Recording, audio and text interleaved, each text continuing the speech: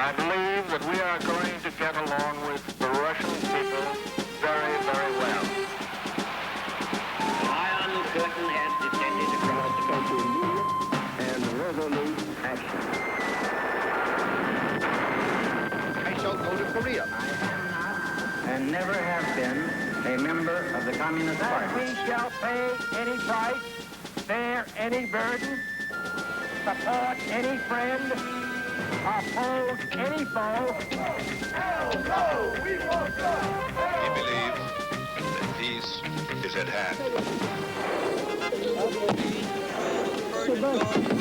Will be regarded as an assault on the vital interests of the United States. We understand each other better. That's a key to peace.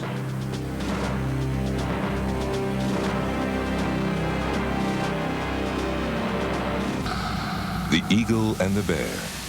Dispatches from the Cold War. Dateline, 1979, Afghanistan.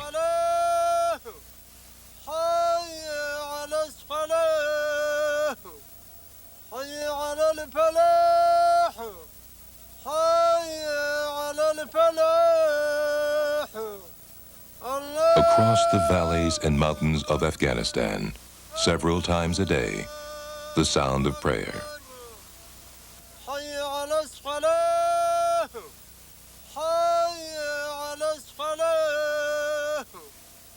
These devout Muslims turn to Mecca to pray. Prayers to Muhammad, prayers of homage, prayers for revenge. Revenge against the Soviet infidels. On December 24th, 1979, the Soviet Union had invaded Afghanistan, the first Soviet invasion of a country outside the Eastern Bloc since World War II. Modern tanks and sophisticated technology were pitted against the poorly armed and politically divided tribes of Afghanistan warriors. But despite the Soviet Union's superior arms, the Soviets were up against the fierce independence and fervent religion of the Afghan people. The war was proclaimed a jihad, a holy war, where martyrdom could be achieved by dying, fighting the invader. And Afghanistan has a long history of winning such wars, of making life very unpleasant for those who try to oppress it. They are determined to remain free. They are willing to fight forever. It's already 7 years. But they are used to fighting. They're not like other countries that suddenly mobilize themselves to resist. They are always fighting each other, if necessary, foreigners preferably. In the 19th century, Afghanistan was caught between British-ruled India and Tsarist Russia. When the Tsar threatened to invade the country, the British marched in first. But Britain was never able to win complete control and was eventually forced to withdraw. The Afghan monarchy learned how to juggle the opposing threats of Britain and the Soviet Union. When the Russian Revolution took place, Afghanistan was the first to recognize Lenin's Republic of Soviets. In return, Lenin signed a friendship treaty with the Afghans and agreed to supply arms. By the time of his grand tour of Europe in 1928, King Amanullah Khan was still juggling the superpowers. He was also fascinated by Western democracy and wanted to bring Afghanistan into the modern age. But his failure to recognize how deeply Afghanistan was rooted in Islamic religion would be his downfall. On the tour, his queen, Saroya, bared her arms in public, and the pictures were published around the world. The Afghanistan people felt she had displayed herself naked before the world. When Amanullah arrived home, he was overthrown by a religious uprising. Such political instability and upheaval would remain a part of Afghan life. The country is mountainous and inaccessible. Some 20 different languages are spoken. The people have always resisted a centralized government. The Afghans have never supported that. They're mostly tribal people, and they never supported or accepted central control from Kabul, let alone from anywhere else. World War II saw the emergence of a new superpower to replace Britain, America. And after the war ended, Afghanistan turned to the United States government for help. America did give some aid for development projects, helping to build roads and canals and irrigation projects. But Afghanistan was also developing close ties with the Soviet Union. By 1957, when the King of Afghanistan visited the Soviet Union, the country was not only receiving increasing amounts of Soviet aid, but also Soviet military support. The Afghan ruler takes the salute. Afghanistan, bordering both Russia and India, has long been watched and wooed by the rulers of the Kremlin, whether czars or commissars. Personalities and ideologies change, but geography doesn't. The Soviets even built a tunnel through the Salang Pass. In the years to come, it would prove a critical route for their invasion forces. The U.S. rose to the competition, but again the Soviets responded. Roads, hotels, airports, all were built as Afghanistan became one of the world's primary recipients of international development money from both the West and the Soviet Union. Afghanistan's Prime Minister, Mohammad Daoud, was skilled at balancing the superpowers. He ruled Afghanistan with an iron fist and welcomed Soviet support. But when Daoud made overtures to America, he antagonized Afghanistan's growing numbers of communists. In 1974, Secretary of State Henry Kissinger arrived in Kabul to meet with President Daoud. Kissinger was taken to see the ancient game of Buzkashi. He sat in the stands with his wife Nancy. To an outsider, it must have seemed a barbaric and confusing game, where only the players' fierce independence and physical courage were apparent. The goal was to carry a dead goat around the stadium. It must have seemed as confusing as the intrigue of Afghanistan politics and society. For beneath the surface in Afghanistan, unrest was fermenting. President Daoud's time was ticking away. Afghanistan communists were plotting against him, and it would not be long before they would rise up. By the late 1970s, Afghanistan was becoming increasingly impoverished. Health and nutrition was appalling. Nearly half its babies died. The Afghanistan government had misused its foreign aid and was failing to deal with these pressing problems. It was also becoming increasingly repressive. It was here, in the streets and coffee shops of Kabul, that the Afghanistan Communist Party began drawing its members and began plotting against President Mohammad Daoud. The party was principally a city party and was never able to appeal to the rural people. But in a fragmented country like Afghanistan, it wasn't necessary to have widespread support. At most, the Afghan communists had about 5,000 members. On April 27, 1978, 600 soldiers surrounded President Daoud's palace. He and his bodyguards were gunned down as they fought to the death in true Afghan style. The new president, Nur Muhammad Taraki, denied any communist involvement. Certainly, the increasing numbers of Soviet advisors who thronged the streets and council chambers of Kabul had not played an active role in the coup, but they had also made no attempt to stop it. In my opinion, they condoned, or more than condoned, cooperated in the takeover and a bloody coup by the Afghan communists. And then the Afghan people rose in masses within weeks.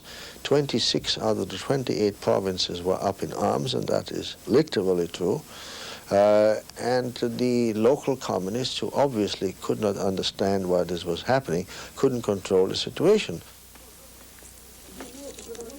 Before long, people were fleeing to refugee camps in Pakistan. Their numbers grew into hundreds of thousands.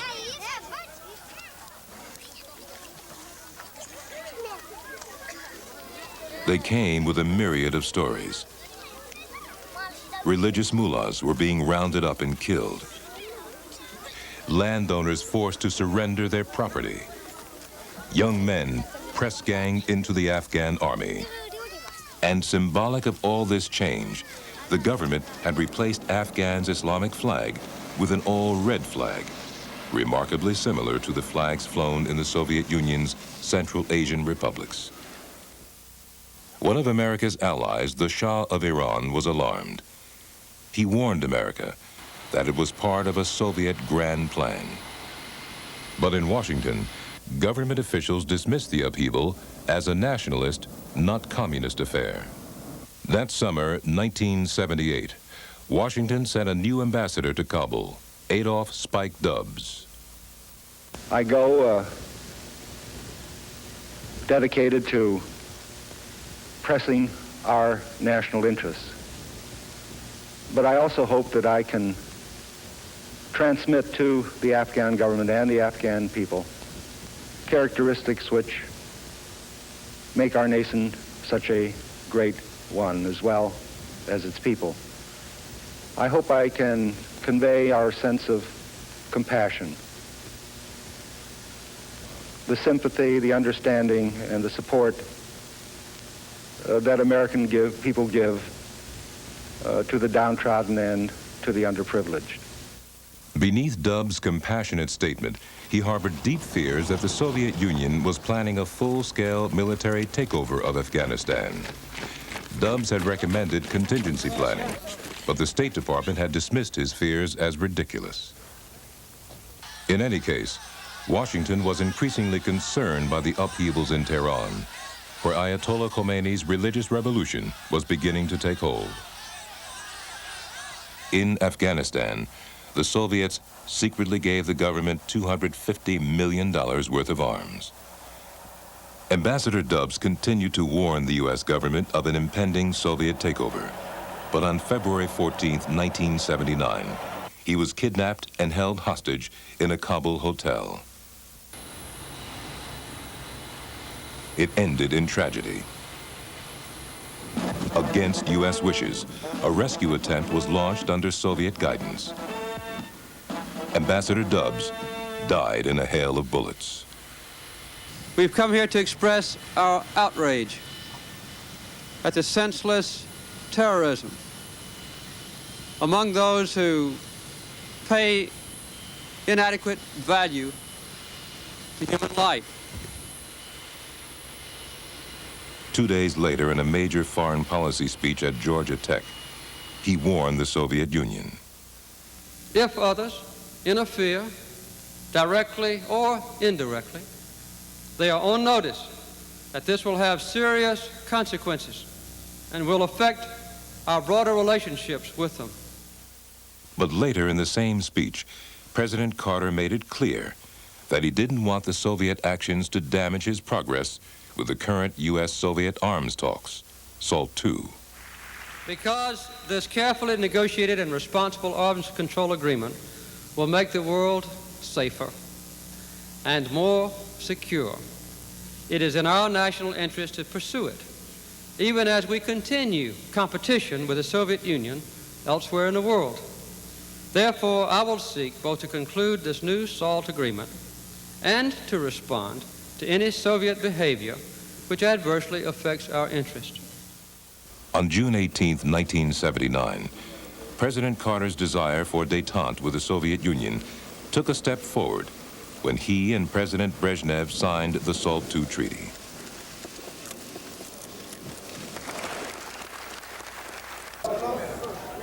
But in Afghanistan, tensions were growing.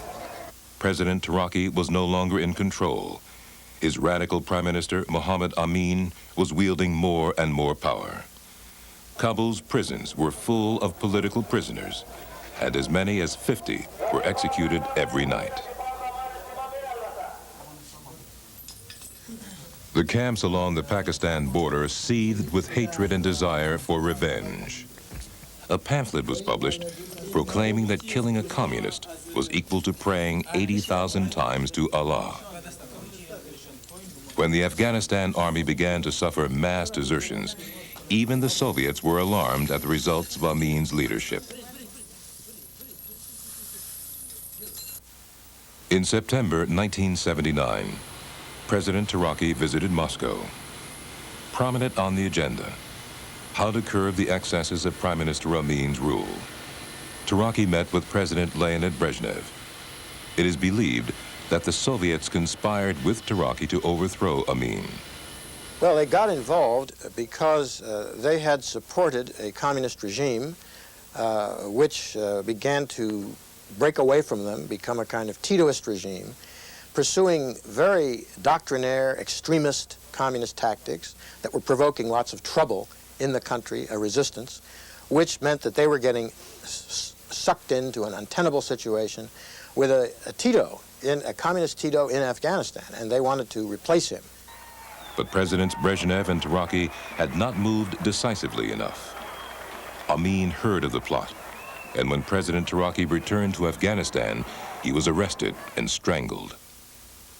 Now Afghanistan was in the hands of a communist who was too radical and explosive for even the Soviet Union to handle. The murder of President Taraki had deeply upset the Soviets. Relations with the new president of Afghanistan, Mohammed Amin, were cold and hostile. More alarming to the Soviets, an Afghan guerrilla movement was gaining momentum. More and more tribesmen were joining force in rebellion against the communist government. At the same time, the Afghan army was rent with dissent. On October 14, 1979, the Afghan Air Force was forced to put down a major army rebellion. But it was probably events in Iran that disturbed the Soviet Union most of all. The rise of Ayatollah Khomeini and his fundamentalist Islamic movement shook the Soviet leadership. The Soviet Union had a large and potentially unstable Islamic population in their own Central Asian provinces. If Afghanistan's communist government was overthrown, it will almost certainly be by an anti-communist Islamic movement. The Soviet Union feared the spread of Islam. The Soviets continued building up their forces in Afghanistan. Soon, they had almost 2,000 advisors in the Afghanistan administration, and a further 3,500 in the military. Their increasing presence did not go unnoticed. In India, Afghan and Islamic demonstrators protested outside the Russian embassy. But in the Soviet Union, events were moving rapidly to a climax. I've been told since by Soviet officials, and I have reason to believe it, that the issue of invading Afghanistan had come up to the Politburo at least 5 times, and those who were against the invasion had always prevailed. In the latter part of 1979, I think there was the feeling, what do we have to lose? It was an extraordinary decision, and it was taken under extraordinary circumstances. And there were 2 reasons for that. If you remember when Pinochet came to power in Chile, there was a bloodbath there, and we had reason to believe that in Afghanistan it would be even worse. The second reason was that there was good reason to foresee the counter-revolutionary coup d'etat there. And in that case, it would be very logical for the Americans to move a military presence to Afghanistan. And that we couldn't live with. By late November, the Soviets were flying in troops in large numbers. President Amin now feared for his life. He fled to King Amanullah's palace with 8 tanks and some loyal soldiers. On December 24th, the Soviets invaded. Soviet armor drove in on the same roads their government had built years before.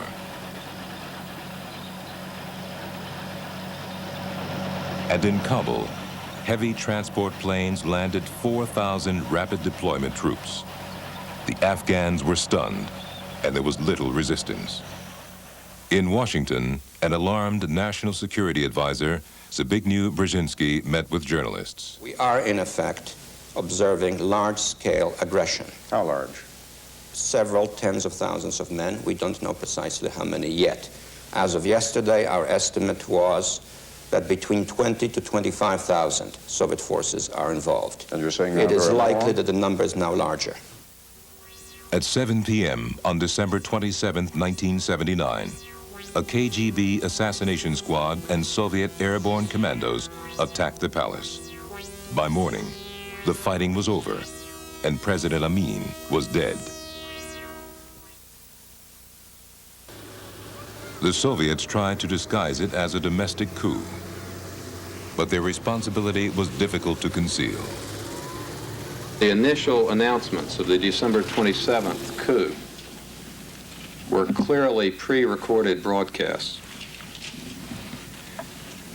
And there are reliable indications that they were broadcast from transmitters inside the Soviet Union, purporting to be Radio Afghanistan.